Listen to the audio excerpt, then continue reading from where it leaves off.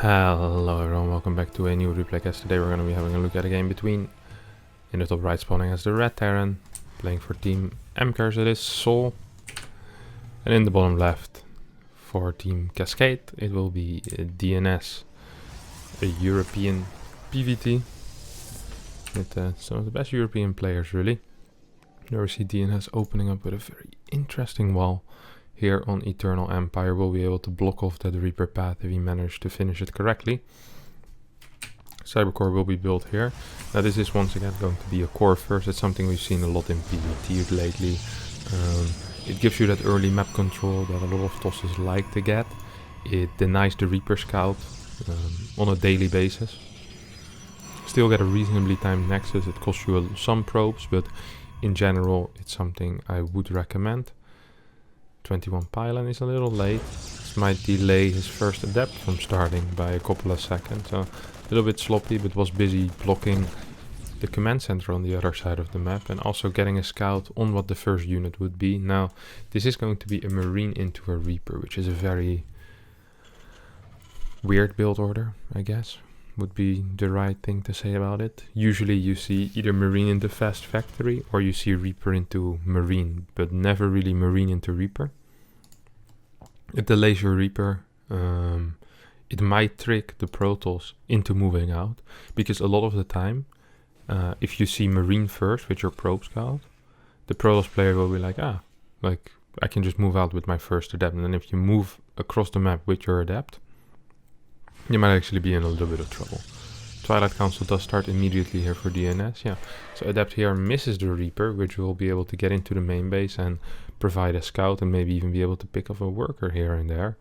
So Sol will be able to figure out, hey, that's a Twilight Council. There's no adept here right now. Adept is halfway across the map. Bunker is done to deal with that as well. And yeah, it does force a worker pool, so good start here for Sol, who won't be able to get a single worker, but does manage to get the full scout, forces a worker pool, and he gets his command center built at home. Oh, Sol managed to close those depots as well, so good start here for Sol, who seems to be going into some kind of mine drop. Of course, one of the most common responses to those blink openers is to do a double or triple mine drop, depending a bit, you know, how many mines you want to do and how much damage you want to do. We see DNS following up with a fast, this wasn't really a fast second gate, it's just a regular timed second gate. So 3 warp gate units into double gateway and robo. So we'll be able to get out 5 units total before the initial drop arrives. That will come out of Sol. Sol starts his medevac. He is getting a second mine and perhaps a third mine after this as well. Should still have time for that. You know, we'll time out perfectly, of course, with this medevac. Yeah, so the one thing you can do as Sol is you can leave 1 mine at home, for example, in your mineral line to deal better with like adept shades, and then start dropping 2 mines. We also have Sol once again coming in with a scout. We'll be able to figure out that it's indeed a sentry and sees that there's a robotics facility. Ooh, this is interesting. This is an armory, so it's going to be a regular mine drop into a delayed mine drop with drilling claws, I guess. Is the only thing I could really imagine the proxy armory would be for. Now, DNS is not aware yet that it is indeed a mine drop or a triple command center. We'll be able to scout that right now with his hallucination. His first 2 units he warped in were not a Stalker, but a Stalker Sentry instead. It's one of the builds that Stats has used in the past, and DNS decided to copy.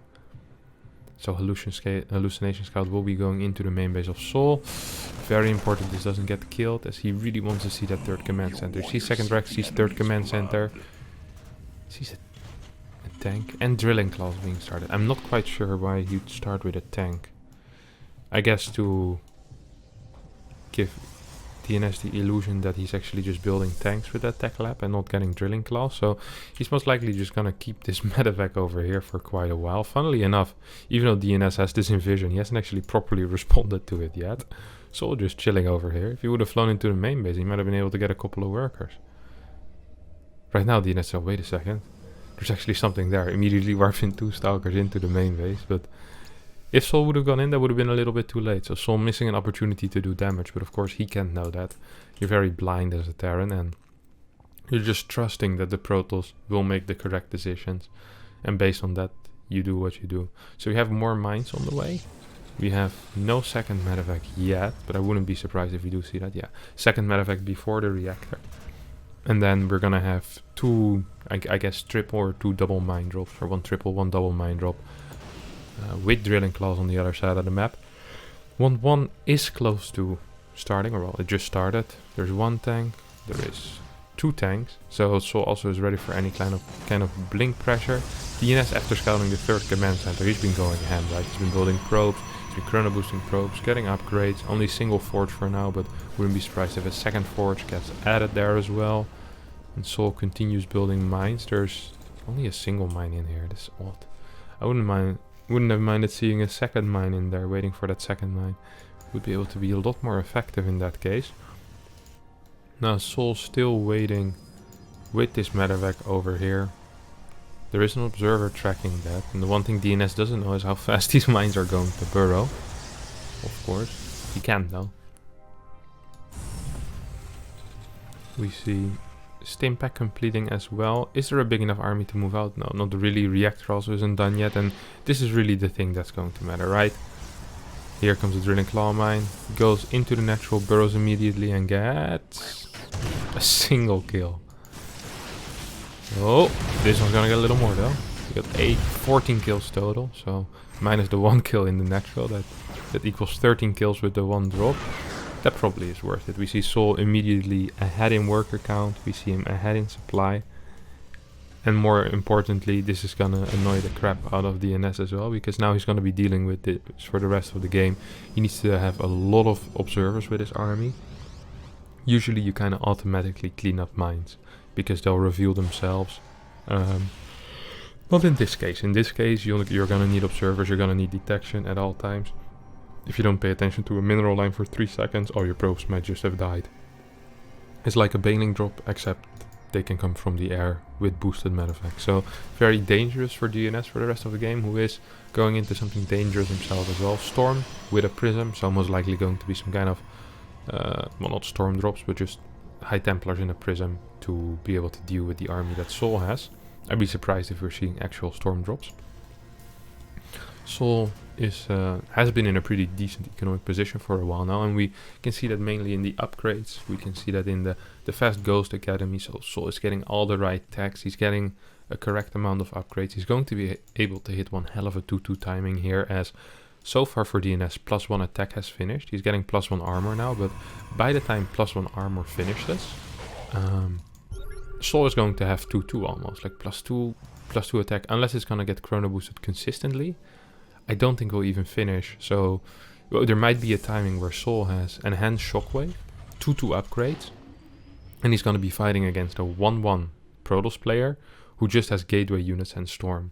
So up 2 upgrades and basically having the perfect unit counter. What DNS wants to do is he wants to fight before that happens. He wants to fight the moment +1 armor finishes and try and get a good fight basically. He needs to use that Storm that he has right now, because Storm gets a lot worse these days. The longer the game goes, the worse Storm gets. EMP deals with it relatively well. That was a bad blink. First couple of ghosts are getting out right now. First big salad warp in, and this prism as well. There's 4 Templar inside of this prism. Oh, another mine drop actually into the main base. I missed that. This is the kind of stuff you're gonna have to deal with for the rest of the game now, DNS. 10 workers do go down, good EMPs on the army of DNS, but these 2 mines are going to ruin the party that DNS was seeing in his head.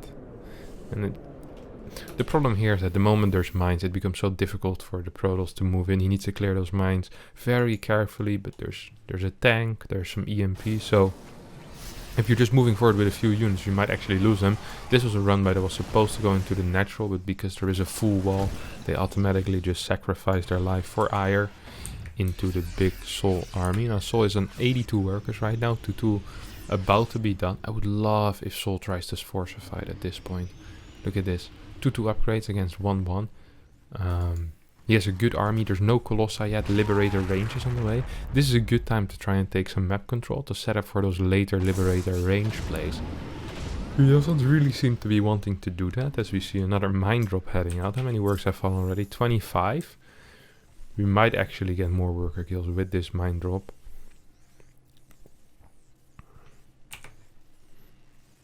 taking the long way around, that's for sure. Wonder where it's going exactly. So we have, how many ghosts are on the map? 6 ghosts on the map already, 7 medevacts and 6 mines. The real question, of course, is going to be, how many starports is there? There's only a single starport, second starport is being built, but that's a little late. Liberator production is trying to get ramped up. Advanced Ballistic has just finished as well. And here comes DNS once again. He feels like he has a timing. I'm not sure if he has, actually. He has 2 Colossi with this army right now. He does have Colossi range practically done. And he has some Templar with Storm, but ideally against the army that Sol has, you're either going to need like 3-4 Colossi, or you're going to need a bunch of Disruptors. Storm not going to be super useful. I like this move, opening up this area for later run-bys, even though DNS knows he will never be able to attack up that ramp. The cool thing now is that... Oh wait, I say he's not going to be able to attack up the ramp, but he's actually going to do it. No, it's not. As there's a big drop into the natural base of DNS, which I also completely miss moving across the map. Good counter-attacking here by Sol. 21 workers already went down in combination with these mines, who got a lot of kills obviously. A couple of Zealot run-bys managed to get 3 SCVs, but that's not going to be quite enough. Tanks and Liberators will be able to hold this ramp for now. DNS is in a little bit of trouble, honestly. His worker count is super low. He's still only on 4 bases. He hasn't even denied this mine yet, so it might get another shot in. Like, the income of DNS is extremely low. It's nice that his gas count is going to be high because of this rich Vespine guy. So, yep. Another shot by this Widow mine. DNS will be sending a Stalker over there, and... I mean, he's trying to make something work, right? He needs to start making some good rotations. The problem for him right now is that he doesn't really have the army to deal with the army of Sol. Sol has very good upgrades. He has a bunch of Liberators, not quite a critical mass yet, but enough Liberators to properly secure 1 or 2 areas, especially if you have sensor towers. You can just replace every single time you see the army move somewhere. You don't have to waste scans on this. Complete. Which of course is pretty big. Now 1 Zealot over here trying to spot for any move out. 5th base finishing up for Sol as the 5th starts for DNS. That's really bad. Protoss wants to be up in that base count. They want to be out expanding the Terran, especially if a Terran is being this passive. Now, Sol has an army that is maxed right now, but it's not an army that is... It's not the ultimate army. Ideally you'd have maybe 12, 14 Liberators. There's only 10 right now. This is a really start of a fight for Sol, who actually is giving up a lot of his army. He's giving up a lot of Liberators. The only thing saving him here is that he has 3-3 upgrades, but even that might not be enough. 2 Liberators coming in clutch. I'm not quite sure about that Zealot warp, and I think if there would have been a Stalker warp in, perhaps this area becomes available all of a sudden for DNS. Very bad fight there by Sol, who just danced in the storms, and you know, he took it like a man, but it's kind of useless. Very manly of you, but you just died. So DNS actually kind of back into the game because of that fight. He's still down in units lost. And right now he's still down in workers, so slightly down in income, as there's also orbital commands providing mules, of course. A lot of scans have been used in the past few minutes, so not that many mules available, only a single mule available for mining at the moment. We have a lot of Liberators. Is there any vision here? No, there's no vision on the army that Sol is dropping right now. This Prism might actually be able to spot that out. Where are these units going? Yeah, they're going straight into the corner. They might just run into a Prism here. Oh yeah, do run into a Prism. Probably will be able to finish it up. And to DNS this just looks like Sol managed to figure out there's a Prism coming. Sol's still gonna continue with this drop, which I kinda like. I don't think DNS is going to be ready. There's no vision here. DNS's vision in general is quite weak on the sides. There's no pylon in this area. No pylon here, no pylon here, and no observer here. So really lacking a lot of vision and putting yourself vulnerable, making yourself vulnerable to this kind of attack. Now, DNS has found the money somewhere to get the 3-3 upgrades going finally. So he will be tacking into that, as well as Shadow Strike, Fleet Beacon, and Stargate. Now, this double drop might be able to take out this Forge, as Marauders with 3-3 do a lot of damage, obviously. Pylons being taken out, this Forge dies as well, so +3 attack will get denied. 2DT should be able to deal with this, but it's annoying to have to deal with a drop while you're trying to make stuff happen on the map. Now, this is a very big army here for DNS. The problem I see for him is that once he gets EMP'd, this army isn't worth that much. I would love to see a couple of disruptors here. They're so useful against mines. They're so useful against ghosts, marauders. Ooh, we see a big nuke onto the, what is it, the 4th base of DNS. Does DNS realize? I don't think he does. Oh, he does. Oh, he does. One probe. No, didn't manage to hide into the bunker, which it's not really a bunker, but in a simulator. And these trees are gone. What the hell? Sad. As we do have a big engagement over here. Liberator sieging up on top of DNS's army, who I don't think will be able to quite break this, honestly. Liberator still shelling away planetaries for extra defense, of course. All of this army is very low in shields. Sol has a lot of supply, but a lot of that is also in workers and in production. So his actual fighting army currently is quite small. DNS realized that it's like, hey, I think I might just be able to right-click this planetary. I don't think that's the case, because there's too many SCVs to repair. Liberators can come in to save. Can't really blink into a planetary either. Planetary does a lot of damage. 14 more workers went down again somewhere. I have no clue how that happened. I guess that was the past workers, but DNS once again on a very low worker count. His eco looks extremely weak. Liberator coming in for some more harass. Let's see how quick the response is by DNS. Very quick response. And Sol is like, you know what, I don't really care about this single Liberator. I have so much better income than you. All I really need at this point is to, you know, if I'm trading evenly, I'm having good trades. Like that's perfect for me. I have way more income. I'm looking better. Almost double the income at this point. Ooh, this is a weird engagement to start here. No ghost though, so no EMPs being used. Couple of storms might go down. One storm on top of all of the bios. Stalkers are doing a lot of damage as well. And the army of Sol is kind of disappearing here. There's still a lot of supply, but a lot of that's on the other side of the map, going for a semi-base trade. So the question right now is going to be, will DNS be able to break the production line of Sol? That's really the only way I can see him win right now. He doesn't have a good income. He doesn't have any reinforcements here either. He still has 4 Colossi, but 4 Liberators out already. I don't think DNS will be able to walk into this natural base, let alone the mineral line. Well, the other way around, but yeah, this...